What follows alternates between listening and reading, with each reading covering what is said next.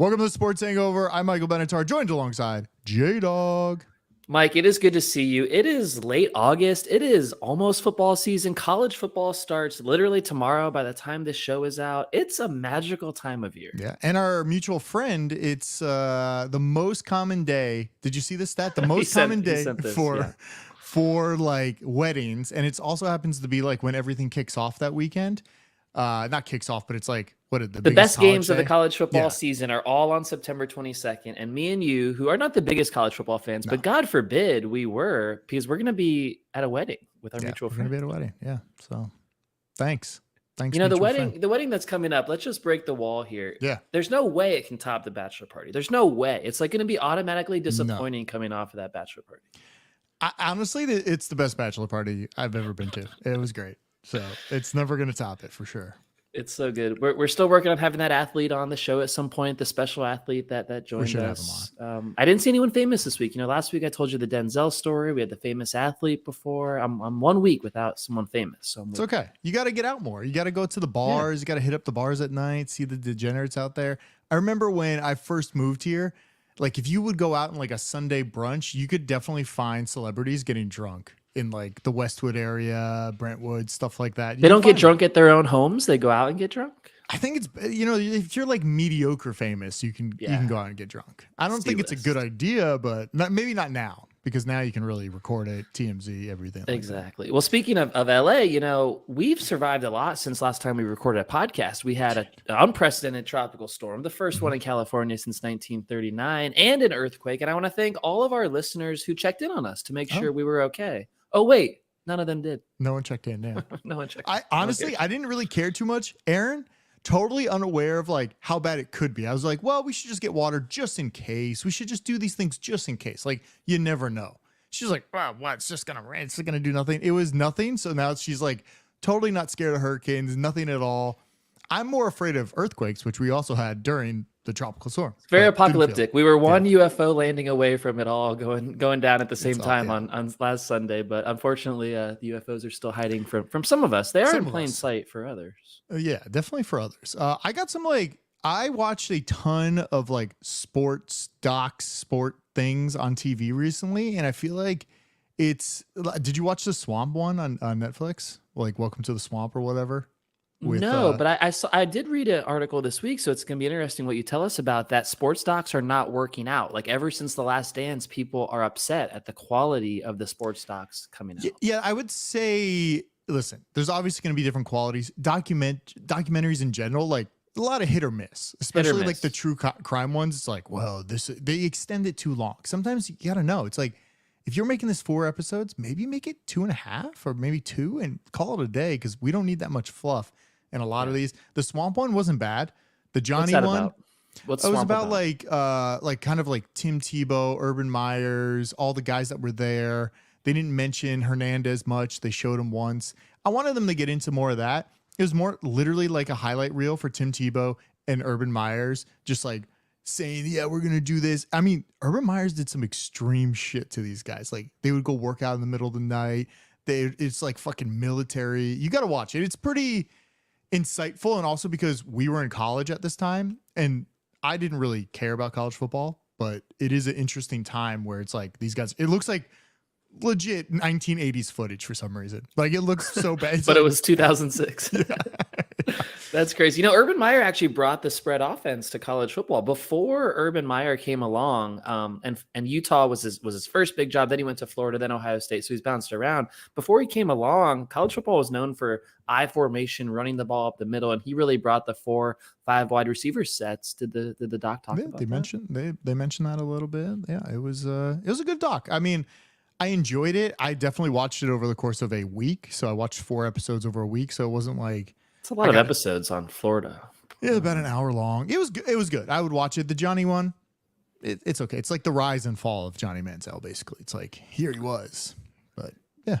One of the things that came out of the Johnny Manziel doc that I heard, I haven't watched it yet either, is that apparently he was getting so much money at the time that he was in college that he told people that his family had all this money because they were from an oil tycoon and they made all this oil money, and he was driving around a sports car and flaunting all this money. It turns out his family had no oil ties, no ties to any wealth. And the only reason he was able to act rich when he was in college is because he was getting all this illegal money funneled to him from people all around Texas A&M. I mean, I will say the documentary does a good job on both to show how insane it is when you're like the man on campus. Like just showing one day you're just a guy playing football and then the next day you're a champion at Heisman, you can't go anywhere. And it must be crazy to even think about that. Like you're 19 years old playing college football. And it's like, this might be the peak of your life. And, on the UF one, they were talking about, going out to parties. It seemed wild. Like I could only imagine.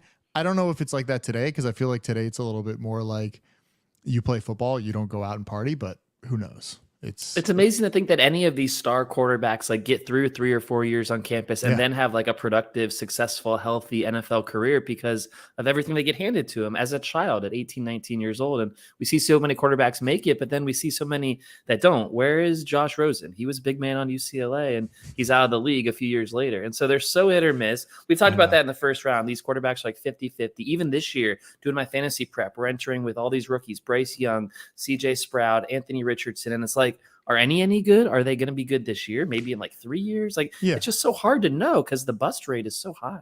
But I think it's like different.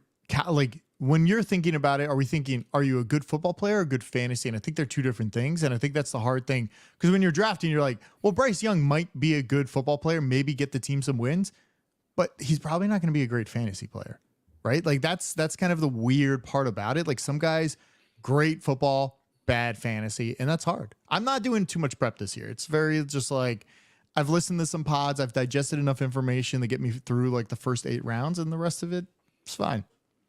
We have a draft tomorrow, not you. A league used to be in. Hollywood draft is tomorrow. We will miss you.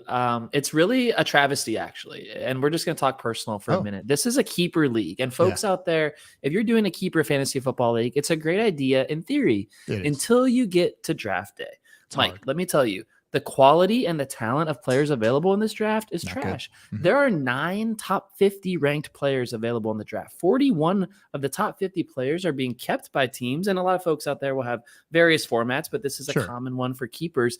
Don't let the keepers be too much is my message to folks out there in your league. Don't be able to keep half your roster or most of the best players because it really creates a bad situation on draft day. And people love draft day. It's a party. It's a celebration. Everyone's excited because no one has a loss yet. But we're entering a draft tomorrow, and so many people out there listening are entering a keeper draft, and there's nothing left available. We're fighting over rookie receivers for $2. It's like, who cares? Well, I did want to say I was invited by a mutual friend, and I said, I'm not going unless I'm reinstated into the league, and I will show up. Somebody wanted me to be their proxy. Not going to be a proxy. Just refused it because it's just too much work. Like I can only imagine how garbage of a team he's going to have by somebody that's his proxy that does not know anything about football. It's going to be bad. His proxy is more of a investment banker. He likes to invest in football. Doesn't really use his mind. Exactly. For football. But I do want to say, tell me more about you being reinstated. Did you ask to be reinstated? Would that be a 13th team? Are we removing a team? I didn't know about any. I said the only way I'd ever show up at this draft again is if I was reinstated. If somebody left and you were like, hey, there's an empty slot, you're allowed to back in the league, maybe at that time I'd come back. I'm probably not. Honestly, I hate fantasy football. To be honest, I absolutely hate it. It's amazing you're in one league with us, honestly. I know. And then I got pulled into another league I don't even want to be a part of. I was like, don't yeah, do it. sure. Say no. Say no. What? Say no to it. I'm in. I'm already in. I'm in the league. So you hate fantasy. Even I know that. You love to bet and you hate fantasy. I know. So I started the fantasy league. So the gambling league, supercontest.co. Go there, gamble. That's going to be fun. Let's tell people about that. We have a bunch of people signed up. It's the supercontest.co. Is it supercontest.co. You can go there, register. $100 to enter. It's going to be good. It's like the super contest. It's going to be a lot of fun. That's what I enjoy. That takes skill. It is not like, oh, well, I got lucky with this player. I drafted him in the last round and now he's good. It's not like that. So I'm excited for this. Fantasy I hate. Also, I mean, I know no one cares about this, but with the league that you're drafting yesterday or tomorrow, I was going to say, like, at some point before I was leaving, we should have adjusted the keepers. It should have been a larger tax. It should have been a way where you cannot keep these guys anymore because of their caliber. Like if they're top 10, they should be charged an extra 25% on top of their money. And there's no fees. It's almost too free. But You're We did correct. do a good You're job. correct. We lost a brilliant mind like yours, and now we're full of other minds that are not as Yes. brilliant, and they're Yeah. not making the changes needed to keep up. So again, Yeah. tomorrow, entering a draft with 9 of the top 50 players available, 12 people in the league. That means 3 people will exit the draft without adding a top 50 player. What's the point? Why show up? I will say, being a commissioner of the league, the absolute worst. If you are commissioner, it is a dictatorship. It is not a democracy. You run the league. You do not let people have any input because it's a goddamn mess. That's what I'm just going to give out to fantasy owners there. We're very lucky to have mutual friend running most of our leagues for the last 13, 15 years at this point, because it's such a thankless job. And the commissioner takes so much shit from all angles. No one's ever happy. Everyone has issues, and you're just trying to deal with it. So I like to be the bystander. I like to be the participant. I've never been a commissioner. I've made it this far. You don't want to be commissioner. It's not fun. It's only fun if everybody knows the rules going in and like, I'm in charge, you're not. And then I'll make adjustments if needed. By the way, Mike, we are entering week 1, and I'm in a conundrum. I'm just going to share it with the listeners about what to do for me on week 1. The Miami Dolphins are here in LA playing at SoFi. It's the one game of the year where I know Tua is going to be healthy. After this one, he might never play again. Who knows? He's always got that hanging over him. So it's really exciting to go. But Mike is also hosting a week 1 NFL Red Zone party. I heard you're doing both windows because there's 5 games at 125. Did you know that? Did you see the schedule? It's a 10 a.m. game. Did you see there's 5 games though at 1 o'clock? That's the most ever. 1 o'clock our time. Our time. Yeah, our 1 time, Pacific. Okay. You might need to adjust. Maybe do a 1 o'clock instead of 10 o'clock. We can talk about that later. Anyway, I don't know which one to do. So here's what I've decided. Yeah. And this is real. This is real. If Jonathan Taylor is traded to the Dolphins, I'll know. My team is all in on a championship, and I need to go see them in person to push them over the finish line. If Jonathan Taylor joins the Dolphins, I'm going to the Dolphins-Chargers week 1 game at SoFi. If Jonathan Taylor does not join the Dolphins, I'll join your party. I will say this. I think it's all a farce from what Indy's doing. They're not going to trade him. He's going to sit out. He's not going to be traded anywhere. No one's going to pay Jonathan Taylor. And he's going to be a bust in fantasy because he's going to sit out? He's not going to play all year? That's your prediction? He'll be healthy for next year. He'll sit out, and he then will go off to free agency the following year and be on a team. No team is going to give up what the Colts want from him. The Colts don't want him, but they're like, we're going to deal like we actually do want him and he's talented, even though they clearly said they didn't really want him. So I just don't think he's going to be traded. But what incentive do the Colts have to hang on to him if he's not going to play for them, and they are confident that he really won't play for them? They have to trade him, even if it's for a later picks. Well, they're going to try to get as much as they can, right? So maybe it comes down to the deadline wire. Tuesday. Yeah. So we'll see what happens. But I have a feeling like if the Dolphins reach out and all these other teams reach out and they just denied it, what are they doing? Because they must have seen the offer and be like, we don't want a 4th and a 5th round pick for him. We want XYZ. We want this. I feel like you guys have like a ton of running backs, or maybe they're all injured at this point. I don't know. We have a ton. They always want more. They were after Dalvin Cook, but they were lowballing him. So it seems like the Dolphins value the RB position, but know that it's not a lucrative position anymore. So they don't have to pay much. And I think they're probably offering the Colts like maybe a 2, more likely a 3rd or 4th round pick. Yeah. And maybe it'll happen. Maybe someone beats the offer. And maybe to your point, he doesn't get traded. I just don't know what the Colts and Irsay are doing. If they don't trade him and he sits out and then he leaves in free agency, you got literally nothing. And it's just, like you said, it's whoever has him in fantasy is fucked. Yeah. I mean, it's also like a thing where you could take him in fantasy and kind of be like, oh, this is a long shot. Maybe I'll get him. Maybe he'll play. But I don't know. I have a feeling he's not gonna play. I think it's in his best interest not to play if somebody's gonna lowball his, like, he wants to get paid, right? So he almost wants a new contract, I assume, going to a new team. So it would be kind of like, well, I'll just sit out and I'll get more money next year as a free agent when somebody's desperate, and that I'll be healthy. I sat out for a whole season. I'm good. We'll see. The RBs just aren't getting paid. I don't know. No. We'll see. What a lifestyle shift if he does go from Indianapolis to Miami. That's like the reverse Goff. Remember, he went LA to Detroit. That was depressing. I know he had to get on antidepressants after he did that. But to go from Indy to Miami, it's like you're in the sun, you're at the clubs, you're at the restaurants, you're living your life. It's living it up. All right, so you got some fantasy stuff. Let's talk fantasy. Yeah, let's do it. Let's do a little boom or bust here. So I got some players I want. So here's the thing about fantasy. Let's back up a second. Last week on the show, I gave out some of my favorite fantasy advice, some things to think about for the draft. And then I was contacted by a listener This listener is Oh. retired. He lives in North Oh, Carolina. okay. All right. All He right. he has a lot of time on his hands, and he listens to our show. So Sure shout does. out to this listener, super loyal listener. It wasn't always this way, but now he's listening every week, and he's really risen on our listener power rankings. You could Sure. say the retired guy is maybe top 1 to 2 listeners at this He's point. got the most amount of time and he listens to the show. He does a personal feedback, group chats He to really us. does. Yeah, he's like, what are you guys talking about? Yeah. Yeah. And so I gave out some fantasy advice. One of the things I gave out last week is get a piece of the good offense. I was telling you about this. Sure. You know, the offenses, the Chiefs, the Chargers, the Bengals, the ones that score a lot, get a piece of it. He told me that he's actually acquiring Patrick Mahomes in a league that we're in so he can have a piece of the Chiefs offense because he loved my idea so much. And I'm drafting with him and you in a league next Sunday, and I'm afraid he's going to use it against me again. So I need to stop giving out real fantasy football Okay. advice on this show to people that I play in leagues with. I clarified it last week. I said, if I'm in a league with you, don't listen. And he clearly didn't listen. This listener has never listened to me much in the past, but now he's listening to my fantasy advice. Anyway, Mike, I'm turning the tables to you. Okay. Oh, great. I need you to tell me if the following player will be a boom or a bust in fantasy. And then we're going to do some teams. So it'll be like an over under for teams, but let's start with some players. Let's go. Aaron Rodgers, is he going to be a boom or a bust with the Jets this year?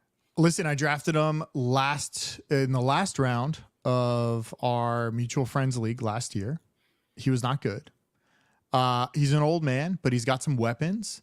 Now, what's your boom or bust? Are we saying top 10? Or are we saying what is he averaging a week? Are we trying to get like 20 points a week out of him? I think he's got to be better than top 10 to be a boom. I'd say top 8 for a boom or a bottom 12 for a bust. I'm just going to go bottom. Then I'm going to go bust because there's no way he can be top 8 unless the team is super explosive. I mean, I'm watching Hard Knocks. That coach is not inspiring. Give me Dan Campbell. He's no Dan Campbell. Yeah.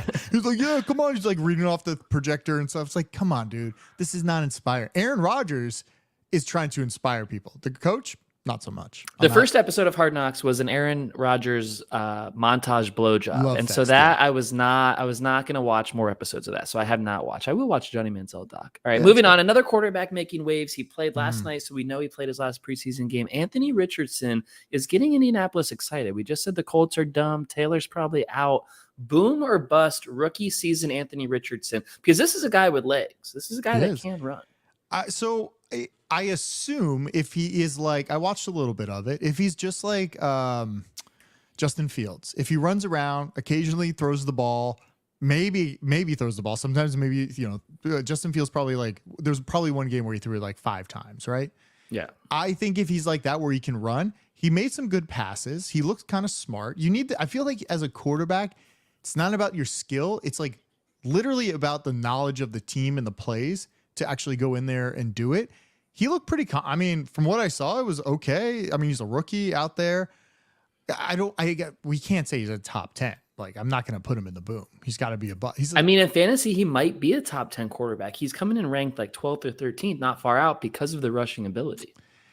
I don't know. And that almost hurts the fantasy game because it makes me feel like, well, you're not valuing the quarterback enough. So you're not valuing the throws and the receptions. You're valuing, he's got 50 yards rushing, so he's just like a running back now.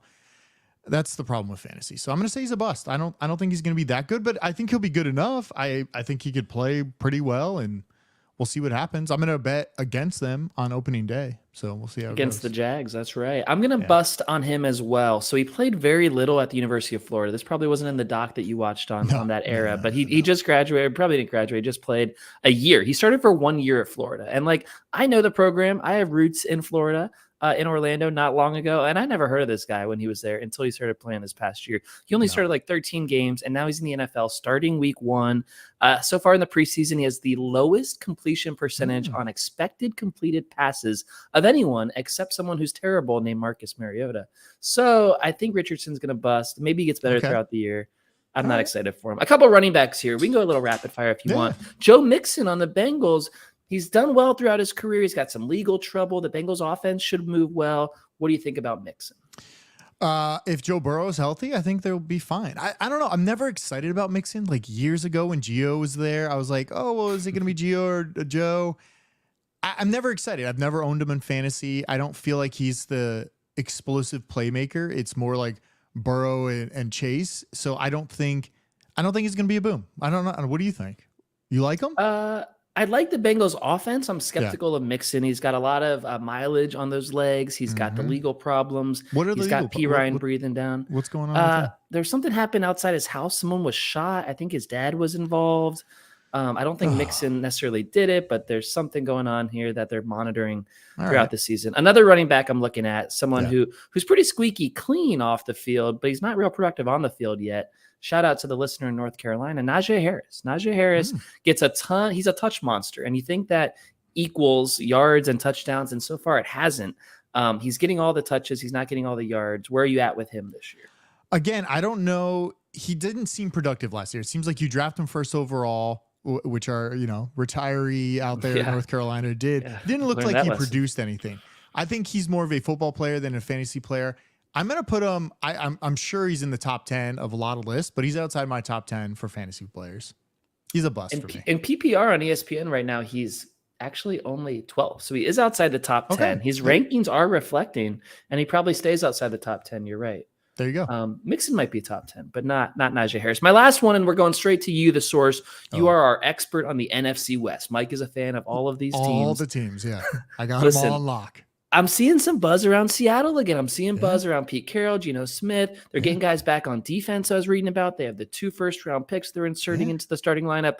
But I have a specific question about a fantasy player. DK Metcalf has been amazing for years, going back to the Russell Wilson era. But listen, now they added Jackson Smith-Jigba, who we're excited about. Yeah. Does DK is DK going down from here? Is he decreasing in volume, or can he keep it going? Boom or bust on DK? I think it's more like a complimentary. It's like maybe Lockett goes down. DK's aggressive. DK wants to catch those balls.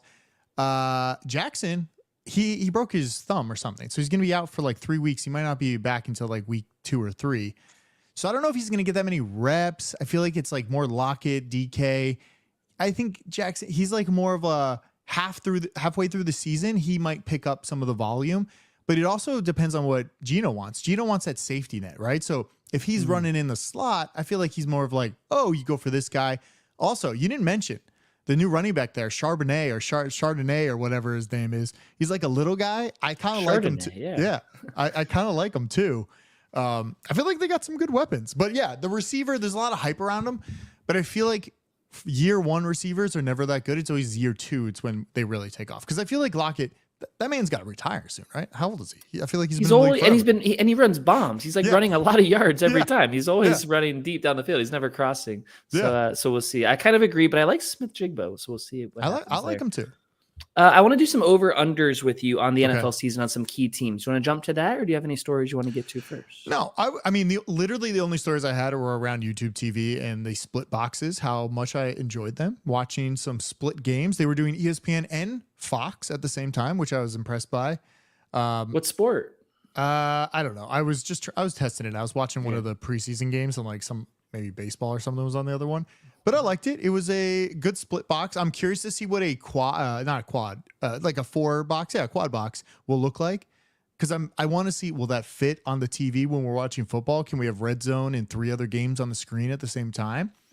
I don't know if they're going to do that. You know what I heard, by the way, about those boxes? So you have Sunday Ticket. We're excited about that. We'll be at your house for approximately 14 Sundays this season. So it's going to be a busy time over at the Benatar's house. No, 14 games. No. 14 games, 14 Sundays. So one thing I was reading, though, is you can't choose what games are in what boxes. No, and Sunday Ticket will set up like custom, here's Lions, Bears next to Falcons, and then they'll set up 3 and 6, but you can't actually choose. And I wonder, why aren't we quite there yet? We're so close, but not quite there where users can basically control your own journey, right? I don't know. It almost seems like on the back end, they're trying to set it up because when you go into a game, it says, do you want to watch or do you want to watch split view? And it just automatically puts you into a split view with another game.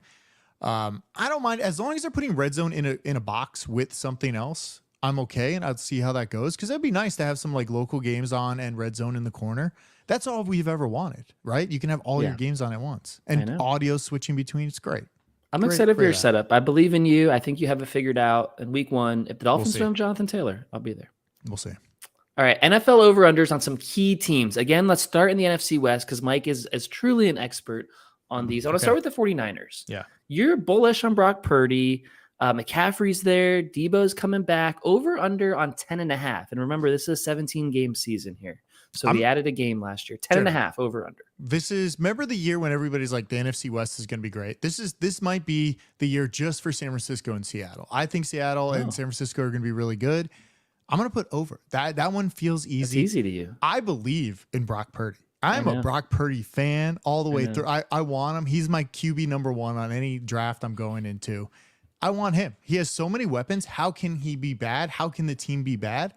I'm in.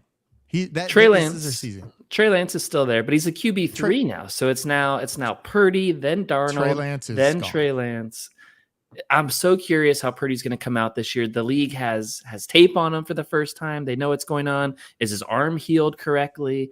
It's going to be fascinating to watch the Niners. You might be right. They might be over. What do you Seahawks? Do you like over? I think they're over. I think they're over too. I think they're an elite team. Can we talk about Trey Lance? It made me think. I was thinking about it the other day. I was like, okay, Brock Purdy's coming in. They drafted him round 7. They gave up multiple first-round picks for Trey Lance. They also, I feel like, what's the coach's name again? I can't. Shanahan. I feel like he's had a bad reputation with, getting players and then maybe ruining a career or trying something out. RG3? I just don't know. It made me think okay, he's literally looking for a specific type of player, somebody that can understand his complex playbook. Trey Lance is not that. Trey Lance is getting traded away. They don't want to keep him, but they're not going to get anything for him. They're going to get. Seems like he has no value, so he might not be traded away. If he's worth a 7th rounder, you might as well keep him for the day that Purdy and Darnold go down, which the Niners are very familiar with. Yeah, I don't believe in Trey Lance, and it's so weird that he stuck around for so long because there's so much hype. It was oh, he's going to be so good. He can run. He can do all this. He can't do anything. I always think back to that draft, and it was going to be, they traded up with the Dolphins early in the draft process, 6 weeks ahead of the draft. And it was always Mac Jones. We kept hearing Mac Jones, Mac Jones, Mac Jones. Mac Jones has a high IQ. You're kind of describing Purdy like you're describing Mac Jones. He's a smart guy, makes the right decisions, not as physically gifted, not as physically intimidating, not going to run around or not the strongest arm, but should make the best decisions. Why did they get off Mac Jones? Why did they go down this Trey Lance road? Were they influenced by outsiders who said, you can't really trade up for Mac Jones? He's not that good. Remember, Mac Jones fell in that draft all the way to 16 for the Patriots. He wasn't very good last year. No. I guess we'll see this year will be the real test on Mac Jones. It just makes me wonder, what was going on there? Were they actually going to take Mac Jones? Were they always going to take Trey Lance? It's all very strange. Well, it's weird because they were also in on Jimmy G, right? So Jimmy G was still there, and they were we got to get Trey Lance, and then Jimmy G's now gone. I think they just saw the league shifting, right? Jalen Hurts, everybody's running, people are moving around. They wanted that, and I don't think every team can pull it off unless you have the right guy. Because Jalen Hurts is actually good at both. He can run and he can throw. Let's stay in the NFC West. The Seahawks are only 8.5. They only have to go 9-8 to go over. Just Easy. say it. It's an over. I have money on them winning the division. I'm all in on them. I also have a lot of money on every single under for Russell Wilson because I do not think he'll play the entire season. I think he'll get benched this season. In Denver. Yeah. I was jumping to Denver real quick. Well, we talked about that backup. Sean Payton handpicked Jared Stidham, the backup. So he's got a plan in place. He's got receivers. There's no excuses for Russell. I'd say by week 3 or 4, if they're off to a terrible start again, he's throwing picks. It could be a quick hook, actually. Get those unders, guys. Get those unders. Speaking of unders, the Cleveland Browns are an interesting team with Deshaun Watson. Bad reports coming out of camp. We haven't seen him in his prime. It's been years and years now. Okay. What's going on? What are the reports out of the camp? Oh, he's not good. He's not looking good. The offense isn't looking good. The passing offense isn't looking good. The only thing looking good is Nick Chubb when he's at the goal line. Are they ever going to get to the goal line? This over-under is higher than the Seahawks at 9.5 for the Browns. Wait, who's in their division? Is it Baltimore? I mean, it's solid. It's Baltimore, Cincy, and Pittsburgh. Yeah, it's decent. Listen, I have a lot of hope. I feel like this could be the year, but it's also, you have to really gamble on that team, right? Because I couldn't name a receiver. I have no idea who's there. Who is the receiver? Amari Cooper, you know him. Okay, Amari Cooper's there, but he always has turf toe. He's always out. They have Elijah Moore. The Jets gave up on the young receivers so they could add their old receivers. But they also added a young receiver, right? Wilson? Isn't he Browns? over there? Oh, the Jets? Well, they had him, but he's the only young one. I'm going to go under on that. I don't think they're going to be that good, but I feel like it could definitely be a competitive team if Deshaun, because remember Deshaun, he was playing on the Texans and making them go to the playoffs. I think he can do it if he can get back, but Who knows? It was a really long time ago now because It that was, was like it was a long he was like hurt, and then he Yeah. had the legal problems, and then he had the suspension. So it's like Yeah. 2.5 or 3 years since we Yeah. saw him at peak performance. And so in a way, he's like young and doesn't have mileage on his arm. On the other hand, be rusty as fuck. Yeah. I see it. Here's one. I think you're a little bit critical of this team, and I Mhm. want you to talk about it if you are critical of them. And it's Okay. the Los Angeles Chargers, and their over under is 9.5. I think it's a really interesting number. I could see them winning 10. I could see them winning 9. Where are you at with them? I guess it depends on the schedule because you got to look at those schedules, right? Like I feel like there's a lot of teams that have a super easy road. I feel like Jacksonville, super easy schedule. I For the think division. so. It depends on where they are. I don't know if they're going to put Chargers on an easy schedule. I don't know their first like 5 games. I don't believe in them that much because I feel like Herbert was overvalued, right? Like he was overhyped. He came in. We talked about it before. Like I just don't know if I see it, but. I'm gonna go under. I feel like a lot of unders hit. I'm gonna stay under that. What's their over under? 9.5. So they could go 9-8 and make the playoffs and still have the under hit. Yeah, I don't know. It's tough because it's just like a what's Denver's over under? What are they? Are they at the same? Denver, no, they'd be much less, I'm sure. Let me find it here. Gotta But scroll yeah, down. I don't Pretty low trust for them that them. much. I feel like 8.5 for Denver. That's definitely under for me. under. Oh wow, how many games I do you go think they're under gonna on win? that. I don't think Denver's very good. I think they struggle with Russell. They might go 6-11 this year. Wow. Okay, Yeah. I like that. Good. And that's why I think the Chargers will go over because I think the Raiders are pretty bad. I think the Mhm. Broncos are pretty bad. And to your point, that might be they should go 3-1 or 4-0 in those games. Right Jimmy there. G might be good. I mean, they might hold it together over there. We'll see. The Raiders over under 6.5, which shows you how Vegas feels about their own hometown team. Yeah. My last one here. Not sure where you're going to go. Obviously, Yeah. I have a take. The Miami Dolphins, 9.5.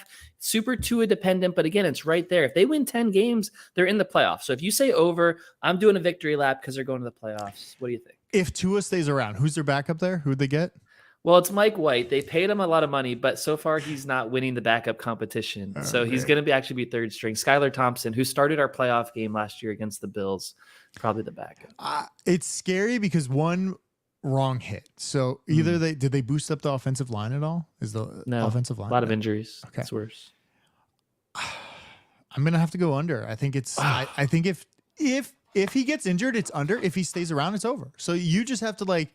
Well, he's going to pray be to the- injured. He can't if he goes down one time, he's going to be injured. That's the nature of having him at quarterback. Well, and it's also will he play? Like I would rather him like fracture a pinky than hit his head. So what kind of injury is it going to be? Because if he fractures his pinky, he can come back. I know if he hits his head, I don't think he's coming back. I don't think it's possible. So it's probably under. Yeah, probably under on that. I got Those are some my food- teams. Those I are got my some teams. food news. You want to do some food news? Do I have this Sure. sound over here? I don't know if I have food news in here. I don't have food news. I have I have this. I have a megaphone that I can talk on. You could do that. I got to turn it off. Okay, so this food news. We haven't done food news in a long time. We got football season coming up. I thought this was a really weird purchase because I did not think this company could buy another company. Arby's just bought Subway. I couldn't believe it. I mean, the company that owns The private equity company Yes. that owns Subway also bought Arby's, or vice versa. That currently owned Arby's bought Subway. Yes, they bought Subway. They own like Cinnabon and all these other companies similar to that. I was like, I saw the headline, like, how did Arby's buy Subway? How is that possible? I saw the same tweet. I think it was like 16 well-known chains. Like Culver's was on there, Chili's, maybe Applebee's, all these chains, TGI Fridays. I don't know. Darden's involved in some of those. Well, it's called Rourke Capital that purchased it, and you could look it up. They're a private equity company that apparently buy devalued restaurant chains and strip them, make them as cheap as possible, so the company can then make money on them. Yeah, sounds about right. That's what David Zaslav's doing to Max and HBO and Warner Brothers. Same idea. Purchase it, stripe down the debt, make it look nothing like it did before, but make it somewhat profitable. Well, I was gonna mention, when I was watching all these documentaries on Netflix and everything else, I'm like, is there a space in the sports world? Maybe not the sports documentaries, but it almost seems like the movie I wanted from the Swamp was more of like a investigation, like ESPN investigates X company or X sport, because I think that's what I want. And I was like, I'm sure people are doing that, but that is what I want more of. It's like, here's a scandal. Let's go dive into that, kind of like our Scandal City when we dive into stuff. But I think that's what maybe, because I was like, okay, because I was listening to all these guys talk about TV. It was really thinking about it. And it seems like sport rights are huge, right? Like Apple TV trying to get into it. They got Messi over there now, so people are trying to subscribe to it. I think they have less subscribers than Peacock, which kind of amazing. There's a lot of Apple devices out there, and more people have Peacock. Peacock, I would say, might be ahead of it by a few, maybe even higher than Paramount. Who knows? But I think the way it's going, it seems like even having the rights to like do something with the sport is so valuable. So if you had the rights to like manufacture a t-shirt or manufacture some sort of documentary or something about it, seems super valuable these days because almost everything is billions and billions of dollars. Like I think YouTube's paying what $2 billion a year for the NFL or the NFL Sunday Ticket. So I don't know. It's just an interesting thought. I'm like, oh, YouTube's coming up. Like you see Mr. Beast producing all this stuff, and YouTube seems like where individual reporters could go report on sports and you could watch it on there. Because right now when you watch ESPN, you have ESPN on the back. It has been that same screen for what, since 2005 or 2000? Like it hasn't changed. It hasn't changed. It's Hasn't amazing. changed. But they are planning big changes to ESPN. They are. ESPN Bet is one of those changes. Strategic partners coming. So maybe that is about to change. And Pat McAfee is joining ESPN in 2 weeks. So they are undergoing significant change, maybe more significant than we've seen at some point recently for us. What I would say is those documentaries and the investigation nature of them, the true crime nature of them, they work really well when they're done well. But so often, if you're going to go down that road, you lose access to the main folks in it. And I think The Last Dance was so powerful because it was Michael Jordan was in it and reminiscing about it. And it put him in a positive light for the most part.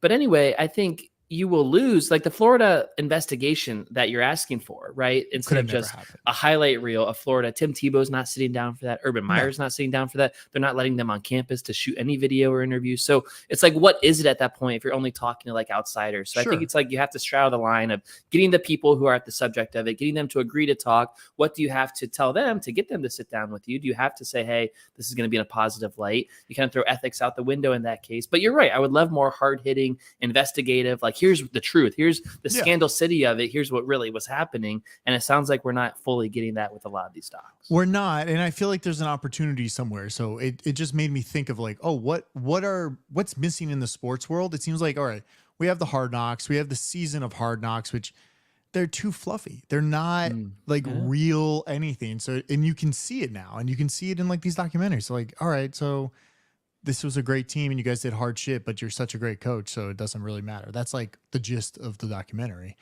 I want a little more grit to it, and maybe it has to be like, maybe you do exclude yourself and you just go out, investigate a reporter like they used to do, where it was just raw and real and talk to whoever you can talk to that was around the story. Because it's fluff. It's all fluff. Even the Michael Jordan one was fluffed because he was part of it. But it was really good. It was really good storytelling. Really good. It was stories we didn't know about. It was during COVID, the time when there was no sports on. So it's like, what's on tonight? The Last Dance is on. And so it's like a perfect storm of things. It'll be hard to ever top that. One that I'm just thinking of is the Tiger story. Has there been a definitive Tiger doc on all of his troubles and all of his issues? We still don't know why he was driving himself early in the morning recently in LA when he crashed that car on pain pills and nearly died. Like there's so much there to tell. But again, his legal team will like not let that happen in every way. So how do you pull that off? It's like a tough one, but I like the idea of having more. Yeah, so that's all the sports stuff. It was just interesting because people are buying it up, and it's where, it's not PTI. They're not buying PTI. They're buying all the assets that go along with sports that they can then talk about. But yeah, it's interesting. Sports world is heating up.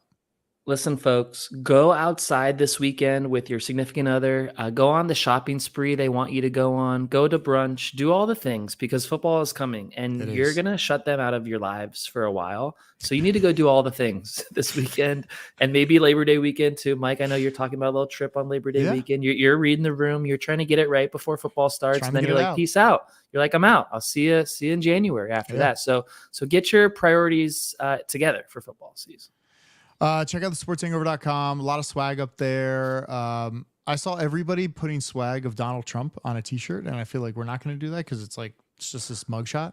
But we could. Also, Donald Trump emailed out to all of his people yesterday, Oh. like millions of subscribers, the T-shirt that they're making with his mugshot. And I got to tell you, the shirts that we make on the sportshangover.com are Yeah. better made, clearly, than the mugshot that Donald Trump sent out from donaldtrump.com to all of his subscribers yesterday. Oh, he Not sent out to political at go all. I'm just purchase. saying, Go yeah, pur- to purchase shirts from him. And either they went to the same people we go to or the worst people that we go to, because our shirts, which are not the best quality by any means, they're great, They're but great. they're affordable. We try to keep them affordable for the Yeah, people. That's yeah, why I they're good say quality that. shirts. Yeah. And his looked much worse. Like it was like not centered properly. The whole Oh. thing. I know. Well, they're trying to get it up quick, get that mugshot, get it to print real quick. Exactly. Go check out supercontest.co. You can also find it on the sportshangover.com, but go sign up. Super Contest starts in, it's almost 2 weeks. So I'm excited. All right. Good show.